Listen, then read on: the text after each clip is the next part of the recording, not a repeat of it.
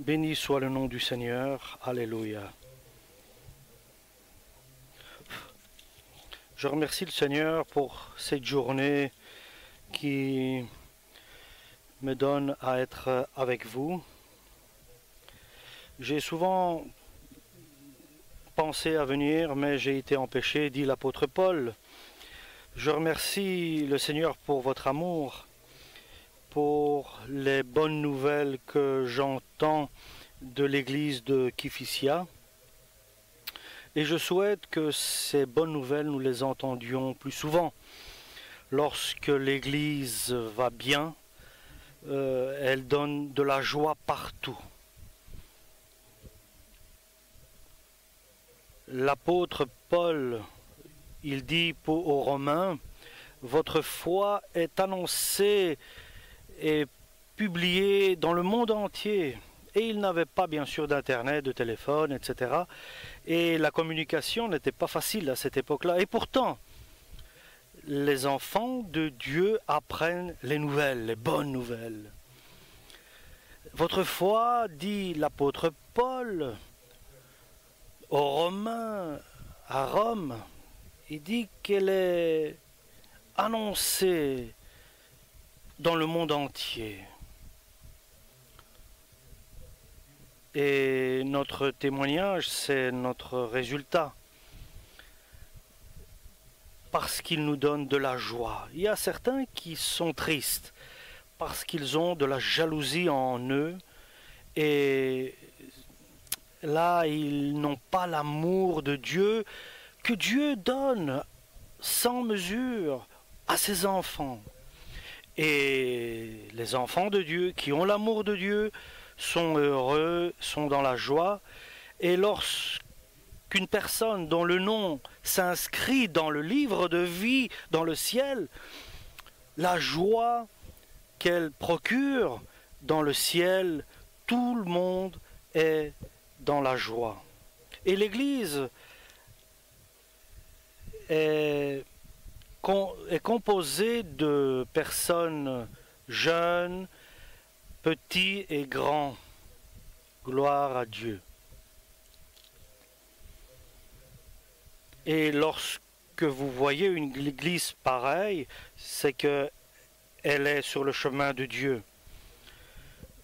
Moi, je vois les jeunes qu'ils se marient, qu'ils avancent dans les liens du mariage. Lorsque la jeunesse est dans l'église et que elle ne s'en va pas, alors l'église est en évolution, elle grandit. Alors, mais si par contre la jeunesse est attirée par le monde extérieur, alors il y a un problème et un souci à l'église. Surtout ceux qui sont responsables doivent être très vigilants. Les parents d'abord, après les anciens de l'église, les épiscopes. Et il y a des églises où il n'y a pas de responsable. Et une église qui, par exemple, après 20 ans, n'a pas de responsable épiscopal, il y avait certains qui étaient, mais ils se sont égarés, leurs enfants sont partis dans le monde et alors ils ont dû renoncer à ce titre d'être anciens.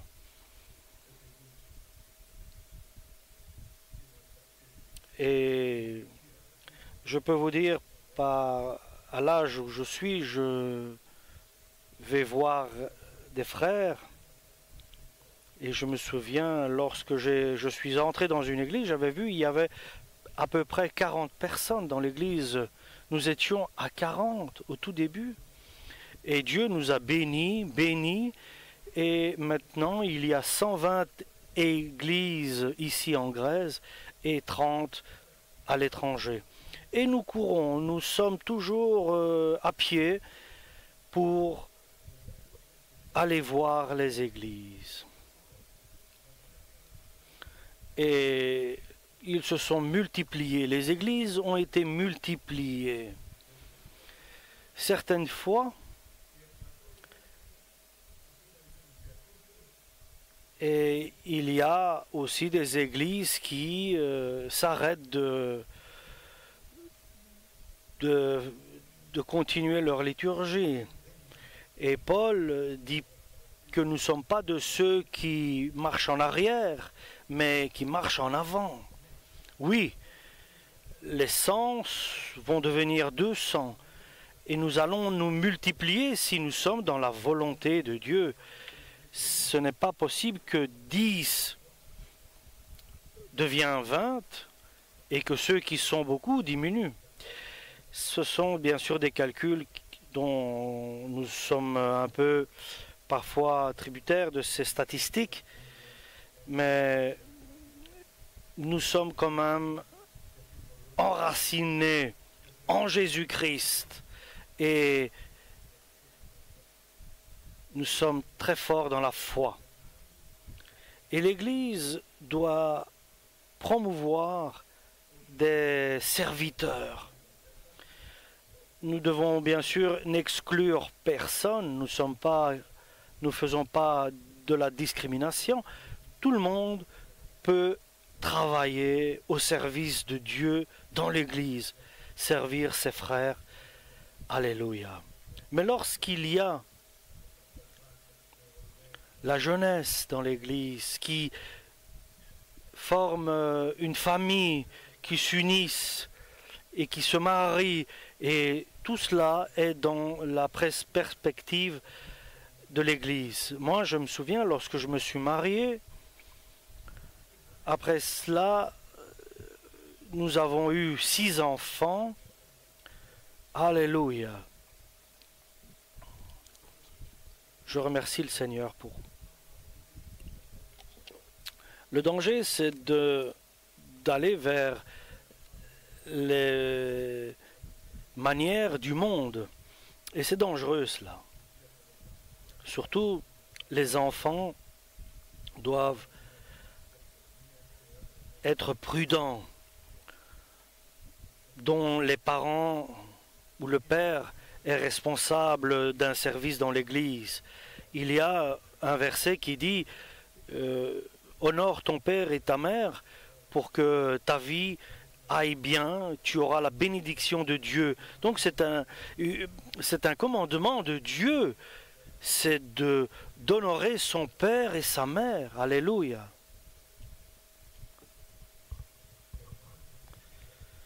Et nous savons que le diable nous met dans sa ligne de mire.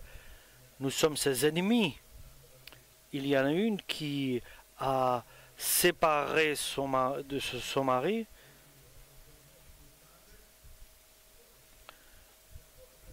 Et j'ai fait cela comme jalousie.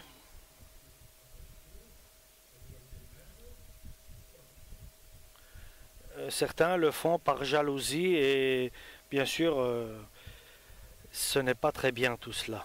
C'est pour cela que les enfants de ceux qui sont responsables doivent rester près de leurs parents et qu'ils soient un modèle pour l'Église. Ainsi, il y aura une évolution normale et satisfaisante. Parce que le Seigneur a dit, il y a beaucoup de travail, mais peu de serviteurs. Et nous devons prier pour que Dieu nous donne des serviteurs. Et aussi, je veux vous parler avec la station de radio qui n'est pas encore totalement clarifiée. Il y a 2 fréquences sur la même longueur d'onde, sur la 104.3. Et nous avons l'autorisation de l'État, mais celui qui émet n'a pas l'autorisation. Et pourtant, il nous couvre.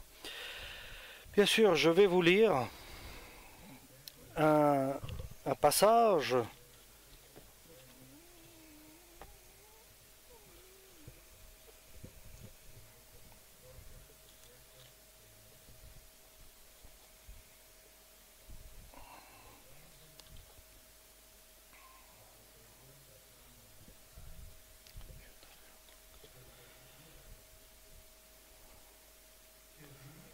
Nous allons lire de Saint Luc, chapitre 13, verset 22.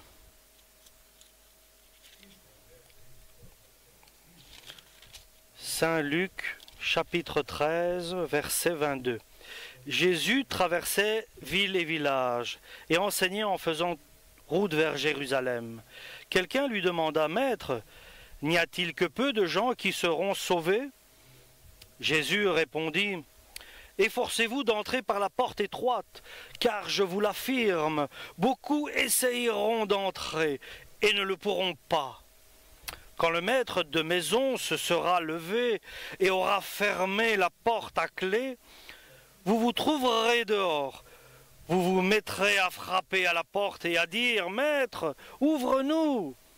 Il vous répondra, « Je ne sais pas d'où vous êtes. » Alors, vous allez lui dire, « Nous avons mangé et bu avec toi, tu as enseigné dans les rues de notre ville. » Il vous dira de nouveau, « Je ne sais pas d'où vous êtes.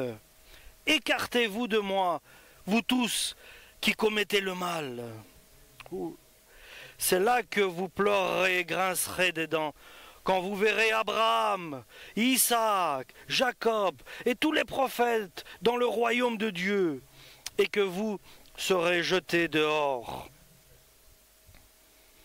Des hommes viendront de l'Est et de l'Ouest, du Nord et du Sud, et prendront place à la table dans le royaume de Dieu. Et alors certains de ceux qui sont maintenant les derniers seront les premiers, et d'autres qui sont maintenant les premiers seront les derniers.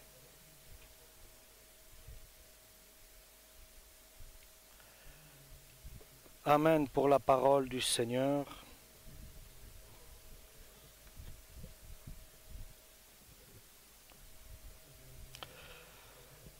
Nous te remercions, Père. Au nom de Jésus, nous te remercions pour ta parole, pour cette parole qui nous donne la vie, cette parole, Seigneur, qui nous donne l'espérance d'une vie nouvelle, d'une vie renouvelée, d'une vie éternelle, d'une vie différente de celle que nous vivons sur la terre. Une vie avec toi comme lumière. Oui, Seigneur, et aujourd'hui nous sommes là, dans ton Église, dans cet endroit où nous nous rassemblons. Nous sommes ici pour écouter ta parole, qui a été écrite par tes serviteurs. Nous te remercions pour cette parole qui nous est arrivée après tant d'années et elle ne change pas. Nous l'aimons, nous l'adorons, nous te remercions car toi, la parole de Dieu, tu t'es fait chair, tu es venu parmi nous et tu nous as annoncé la bonne nouvelle. Alléluia! Que nous avons une vie éternelle qui nous attend, car tu es parti nous préparer une place et tu reviendras nous chercher. Amen. Alléluia.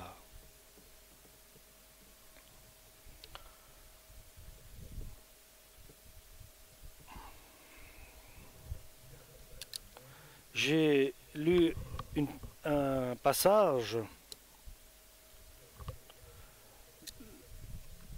dont nous devons être attentifs à ce passage que j'ai lu. Quelqu'un disait, « Que voulez-vous que je vous dise? Quelque chose qui vous plaît ou quelque chose qui vous déplaît ?» Si nous voulons écouter des choses qui nous plaisent, et cela déplaise à Dieu, cela ne nous rendra pas, ne nous fera pas du bien, ne nous sera pas utile. Mais si nous devons annoncer quelque chose qui doit être annoncé et dont le Saint-Esprit nous pousse à l'annoncer, cela fera du bien. Et nous voulons entendre ce qu'il faut, ce que nous avons besoin, ce que nous sommes, qui est nécessaire à nous, ce que Dieu veut nous enseigner. Alléluia. Ici, notre Seigneur est occupé à annoncer la bonne nouvelle. Il parle du royaume des cieux. Il parle d'un royaume glorieux qui n'aura pas de fin, éternel donc. C'est pour cela que Jésus est venu sur la terre, pour nous préparer à entrer dans ce royaume céleste, car Dieu a créé Adam et Ève et les a mis dans un paradis terrestre, mais cela n'a pas été comme il fallait. Et nous sommes ici sur la terre. Nous n'avons pas désiré notre venue, mais nous sommes là. Et Dieu prend soin de nous et pour que nous ne soyons pas en danger, mais que nous régnions et que nous soyons dans la joie pour hériter de ce voyage éternel, qu'il est bon. Et là, il n'y a pas de douleur là-bas. Il n'y a pas d'effort à faire et de larmes. Il n'y a pas de maladie et de pauvreté et de mort, bien sûr, il n'y en a pas non plus. Et celui qui est assis sur le trône, je refais tout, je remets tout à neuf. Je fais tout renouveau.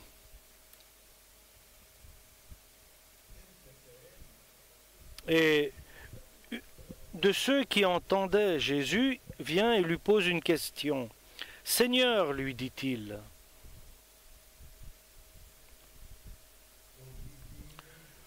ceux qui seront sauvés seront-ils peu ?» Parce qu'il entendait le Seigneur parler. Et le Seigneur ne disait pas des choses qui étaient pour mettre en honneur, mais il disait la vérité. Et il nous disait ce qui va arriver.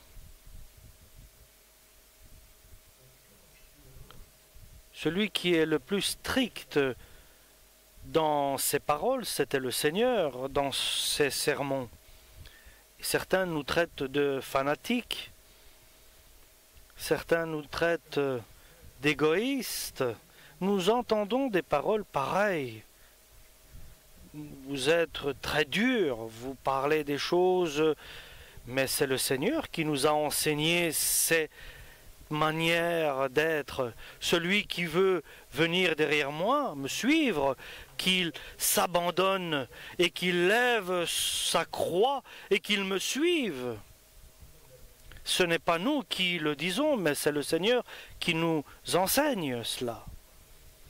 Et ils sont arrivés à dire, même les disciples, à dire, mais qui peut être alors sauvé, puisque cela est compliqué. Et Jésus disait, il est plus facile à un chameau de passer par le trou d'une aiguille que d'un riche d'entrer dans le royaume de Dieu. Mais Jésus réplique en disant, ce qui est difficile aux hommes est facile pour Dieu. Et le Seigneur ne répond pas totalement à la question. Seigneur, peu seront-ils ceux qui seront sauvés?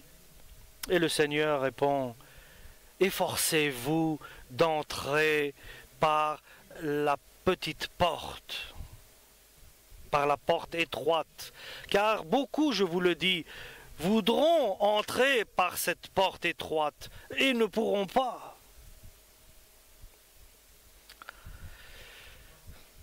Parce que lorsque le maître de maison se lèvera et fermera la porte, et vous serez dehors, et vous frapperez à la porte, et vous direz, Seigneur, Seigneur, ouvre-nous. Et il vous dira, je ne vous connais pas, d'où vous êtes, qui êtes-vous? Tu ne nous connais pas, Seigneur?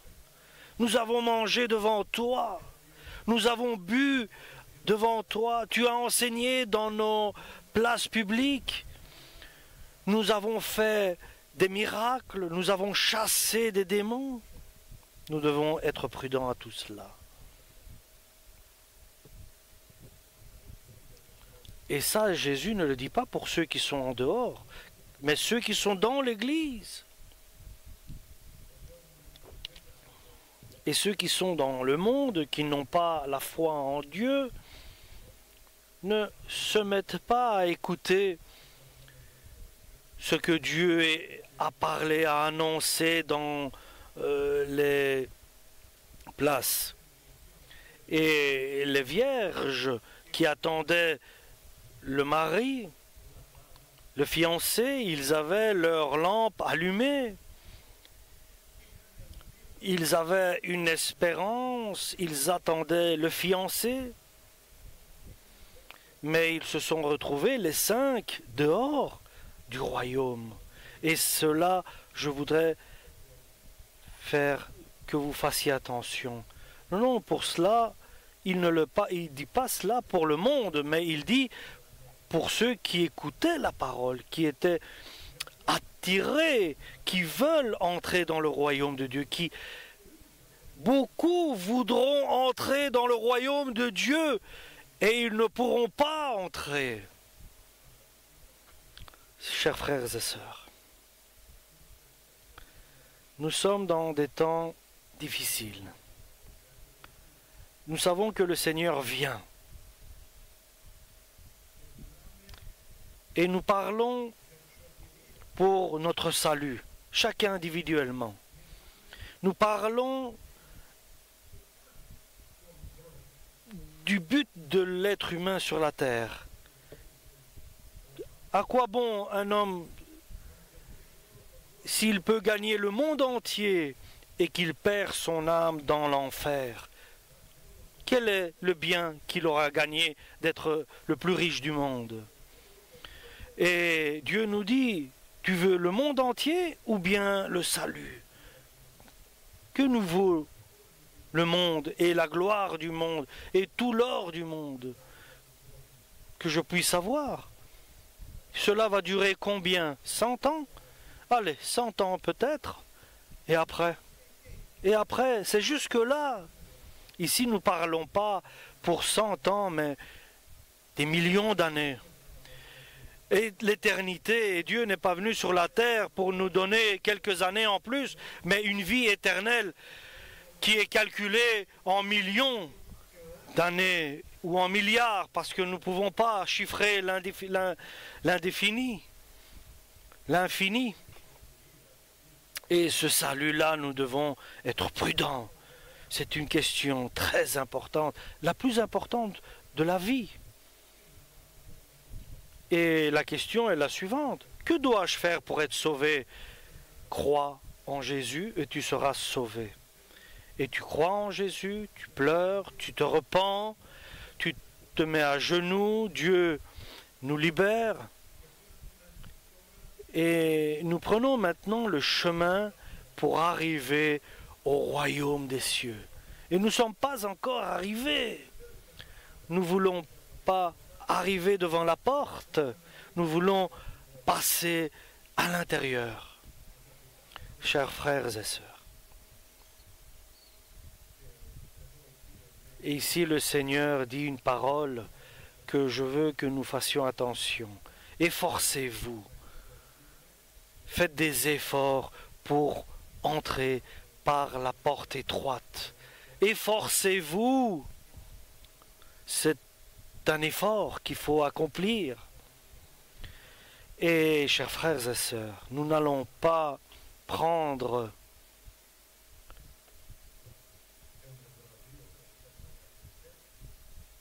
quelque chose qui serait un bravo ou une médaille ou ce que reçoit le gagnant, une coupe ou une couronne, mais nous allons prendre ce que dit l'apôtre Paul, parce que lui a aussi fait un travail, car il dit, j'ai travaillé, je me suis efforcé, j'ai gardé ma foi sur le chemin, et je me suis donné. Et quel était son effort? De garder le salut qu'il a reçu de Jésus comme récompense de la part de Dieu.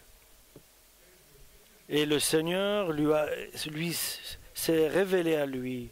Il dit, je remercie le Seigneur qui s'est révélé à moi, moi qui étais un blasphémateur.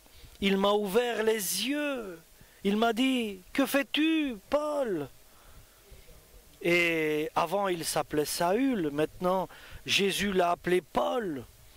Il lui a donné un nouveau nom, une nouvelle vie. Il a tout considéré comme futile pour gagner Jésus. Et si nous gagnons Jésus, nous avons tout gagné, notre vie éternelle. Et soyons prudents à cela, alléluia. J'ai parlé pour les jeunes car ils sont attirés par le monde extérieur. Et nous savons que la fin du monde n'héritera pas de la vie éternelle dans le paradis, mais la vie éternelle dans l'enfer. Et le monde attire. C'est pour cela. L'apôtre Paul, jusqu'à la fin, il s'est efforcé, il a travaillé sur le chemin de Jésus. J'ai gardé ma foi. Et maintenant, ce qui reste, de recevoir une couronne. Une couronne de gloire que nous recevrons de la part de Dieu. Et nous serons un jour devant le trône de Dieu et nous recevrons chacun suivant ce qu'il aura commis sur la terre. Oui, et nous devons, le temps qui est devant nous, nous devons l'utiliser à bon escient. Le temps est vraiment très précieux pour nous et nous devons être attentifs. Gloire à Dieu, alléluia. Regardez nos frères, lesquels ont une vision et ils font un bon choix. Noé, par exemple, qu'a-t-il fait pour son salut? Et regardons si nous faisons la même chose. Et souvent nous sommes dans des difficultés.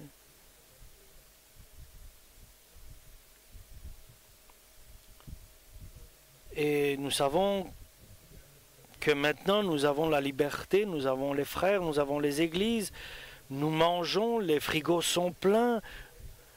Ce que nous avons, ni Salomon les avait dans son temps.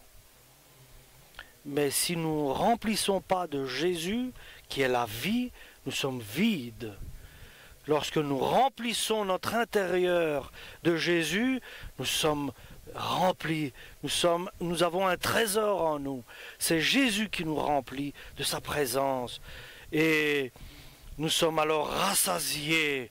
Nous avons le trop-plein qui parle de Jésus. et le salut est éternel. Et est-ce que nous devons rien faire?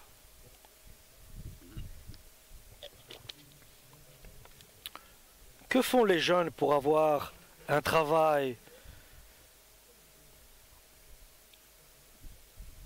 Et plus ils s'efforcent à travailler à l'école, mais là, il doit donner un effort, il reste des nuits à étudier, il s'efforce. Et l'autre qui est au café, il boit un verre, et là, bien sûr, il n'est pas chez lui en train de forcer. Il y a une différence entre l'un qui œuvre et l'autre qui attend. Il y a des différences. Celui qui œuvre, qui travaille, il crée une famille, il travaille, il s'efforce, il se ménage, il prend du temps de son repos. Et une mère, pour grandir son enfant, elle est dans des responsabilités et dans des efforts. Et tout cela donne la joie. Mais si on se croise les mains, il ne se passe rien. Et je dis tout cela, chers frères et sœurs, parce que nous ne faisons pas un effort inutile, en vain. Mais l'apôtre Paul dit un bon événement, une bonne action. Le Seigneur nous explique qu'il y a un effort qui est bon à faire. Le chemin est difficile, oui, mais il a une bonne fin. Il a une fin glorieuse, alléluia. Et je vous donne un exemple de Noé. Qu'a-t-il fait Noé pour son salut? Il avait 500 ans lorsque Dieu est venu lui dire que je détruirai la terre, le monde, pardon, pas la terre, le monde, les gens. Et Noé n'avait pas les Écritures, n'avait pas la Bible, mais il avait appris, parce que parmi Noé et Adam, il y avait Mathusalem. Il était le maillon, il était la chaîne de la chaîne. Et c'est Mathusalem qui a raconté à Noé tout cela. Il était le maillon qui unissait les générations. Et Enoch a aussi marché avec Dieu. Enoch, il était le père de Mathusalem. Chers frères et sœurs, tout le monde a appris ces choses-là. Et Dieu dit à Noé, je détruirai le monde, les gens. Il y avait d'Adam jusqu'à Noé, il y avait 1650 ans qui étaient passés. Et il lui demande de faire une arche, un bateau, pour le salut de ta famille. Et qu'est-ce que c'est cela? Une grande bateau, très grand. C'était un grand bateau, 3 étages. Et je demande, si Dieu nous donne de faire cela, si nous avons tout cela, est-ce que nous le ferons? Si Dieu nous donne un ordre de construire une arche, un bateau, oui, je dois le faire pour le salut de ma famille. Je dois construire cette arche, ce bateau. C'est Dieu qui lui a demandé de le faire. Et Noé a écouté et a obéi à Dieu, car il a cru que ce que Dieu dit est vrai. Et il le fera. il a amené un cataclysme. Et si Noé ne fait pas ce que Dieu lui dit, il sera noyé. Il mourra comme les autres. Et Jésus nous parle par cela. Et maintenant, il nous dit par sa propre parole dans le Nouveau Testament. Et que nous dit-il? Nous devons avoir la foi et faire ce que Noé a fait. L'œuvre est difficile, difficile à accomplir cela, et l'effort est énorme. Efforcez-vous d'entrer par la porte étroite, car grande est la porte qui mène à la perdition. Grande, et là, tout le monde passe. Mais la porte étroite demande un effort pour passer. Combien de temps Noé s'est efforcé à travailler pour construire cette arche? 100 ans. Il a fait 100 ans. À 600 ans est arrivé le cataclysme. Pendant 100 ans, moi je suis 83 ans.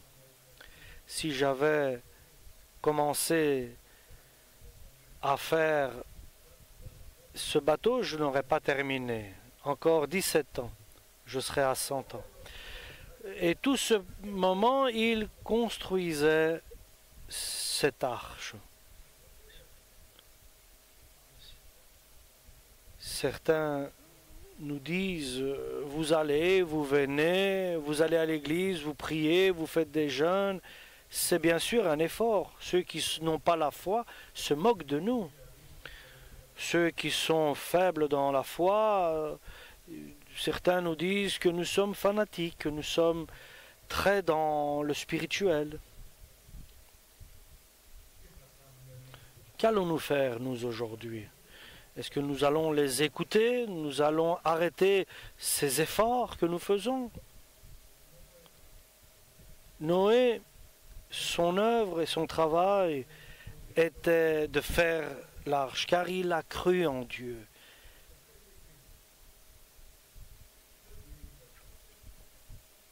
Et Dieu ne lui a pas dit quand arrivera le cataclysme, mais lorsque l'arche a été terminée,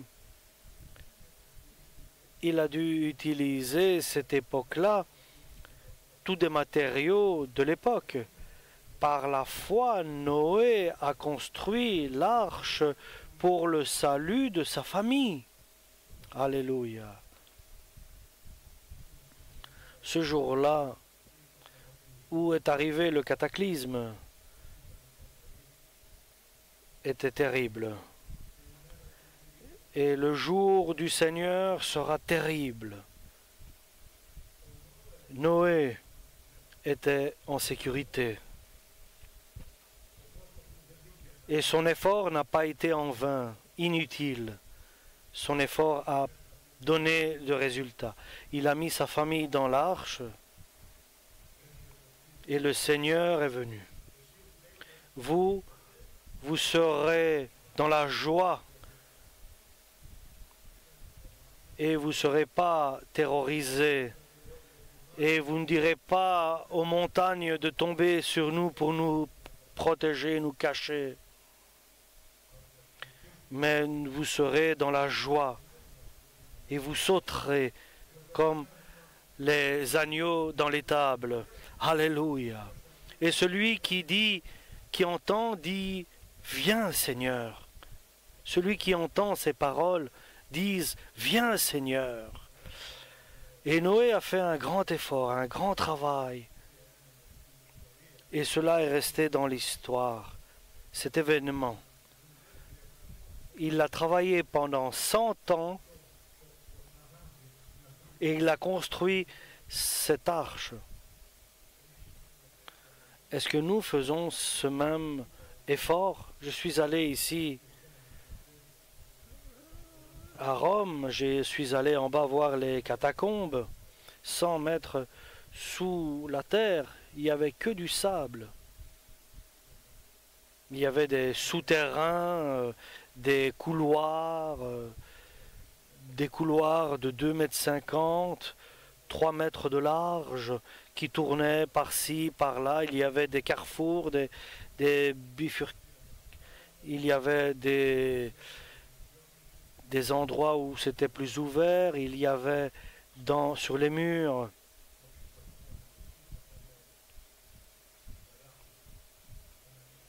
il y avait aussi des lampes, et il dormait là en dessous.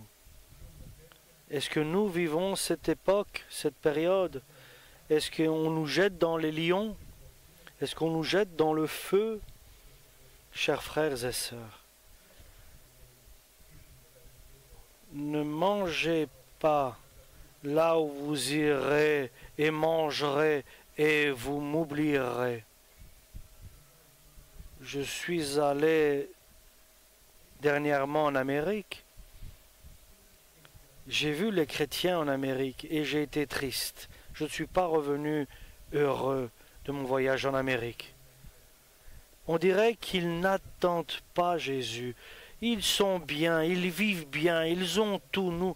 Ils passent du bon temps. Ils ont leur limousine, leur richesse, etc. Que cela ne nous couvre pas, toutes ces choses-là, et nous détourne et nous trompe. Ouvrons nos yeux. Comment tu vois tout cela? Tout cela, c'est des déchets pour moi. C'est n'importe quoi, ça n'a pas de valeur. Et le Seigneur m'a montré, m'a donné un goût éternel. Lorsque j'ai ouvert les yeux et j'ai compris, j'ai vu autour de moi,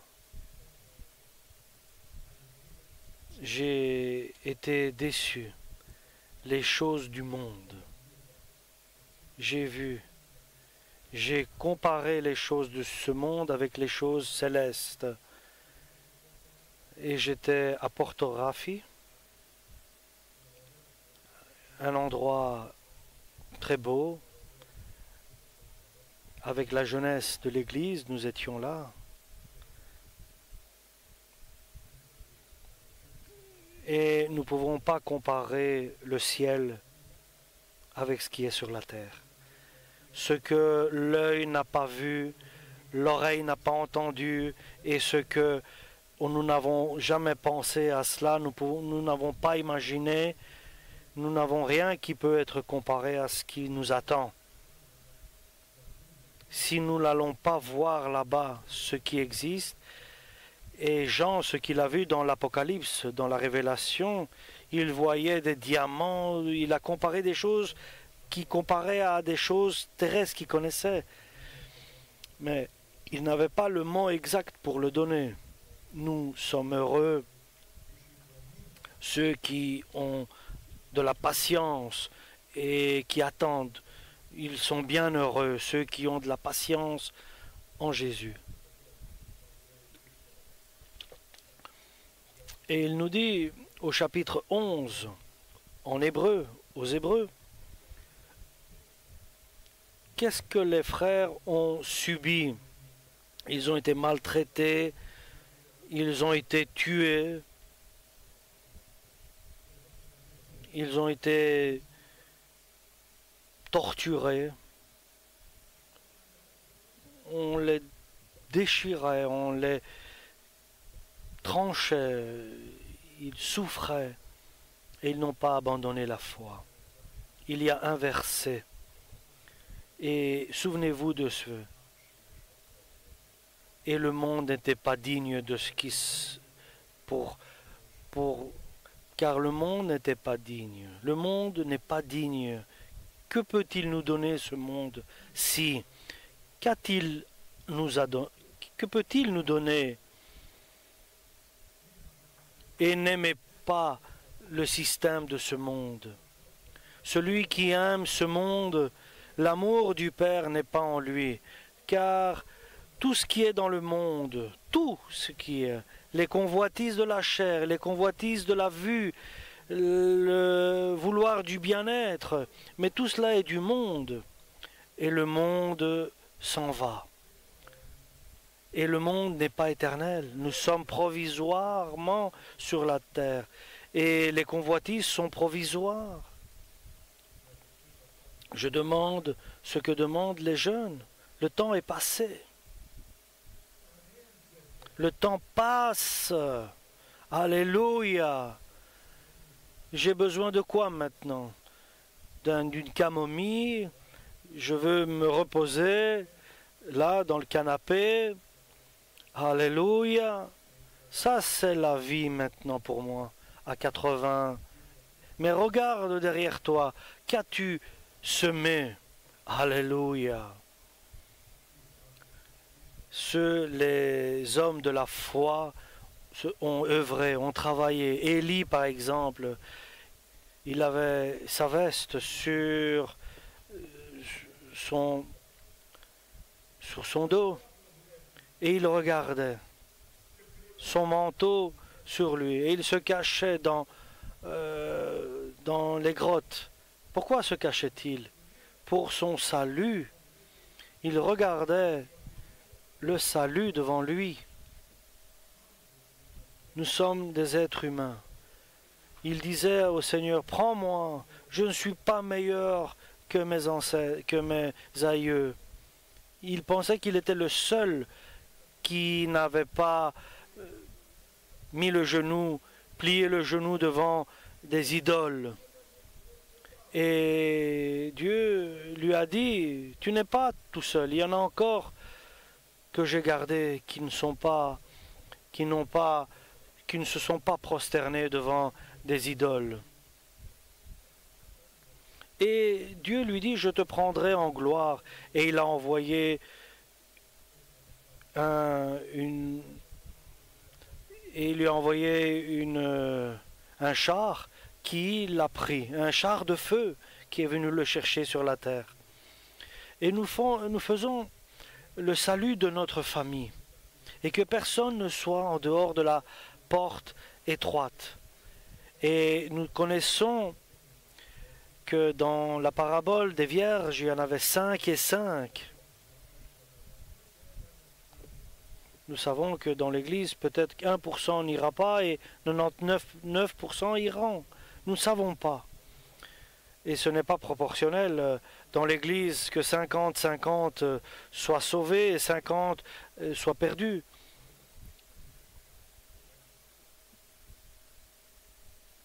Où est la grâce? Où est la différence du sanctifié et du monde? Où est la grâce? Et que la grâce de Dieu se révèle. Et que ta vie soit propre, pure, que tu ne fasses pas un avec le monde. Où est la grâce de Dieu dans ta vie? Est-ce qu'elle se voit? Alléluia. Le Seigneur leur dit, je ne vous connais pas. Et plus bas, il dira, partez, éloignez-vous, allez-vous-en. Et là où vous irez, seront le grincement de dents et vous aurez des pleurs. Vous pleurerez. Que cela ne nous arrive pas, que cela n'arrive pas à nous, que nous jouions avec notre salut, avec crainte et compréhension œuvrée pour votre salut. Et l'apôtre Paul n'a pas abandonné la foi. Et maintenant, nous sommes dans la fin, nous avons soif, nous sommes frappés, nous sommes perdus, et nous sommes maltraités, et nous travaillons avec nos propres uns, on se moque de nous, nous sommes chassés, on blasphème, nous sommes comme les déchets de la terre. Nous sommes devenus les déchets de l'humanité. Mais il a travaillé, il s'est efforcé, il a fait un effort pour passer, pour continuer, et que le Seigneur prenne tout ce qui n'est pas bon pour notre salut. Alléluia. Et ainsi nous entrerons dans la ville dont l'architecte est Jésus. Et ils viendront du sud, du nord, de l'ouest, de l'est. Ils s'assiéront avec Abraham, Isaac et Jacob. Des Israéliens sont sortis. Mais pas nous. Nous qui avons connu Jésus, le Messie, qui nous sommes dans la vérité, nous avons cette assurance de garder, nous avons l'évangile dans notre langue maternelle et nous le lisons en grec. Alléluia. Pour nous c'est pur, c'est clair et nous comprenons le sens et nous gardons tes commandements. Nous allons nous efforcer, nous allons travailler. Ton commandement, Seigneur, je le vois, je dois le voir dans ma vie. Je dois m'efforcer pour passer. Et je souhaite non seulement que nous passions, mais que nous entrons avec richesse et avec abondance dans le royaume de Dieu. Que le Seigneur bénisse cette Église et qu'il nous rend dignes d'être prêts pour être emportés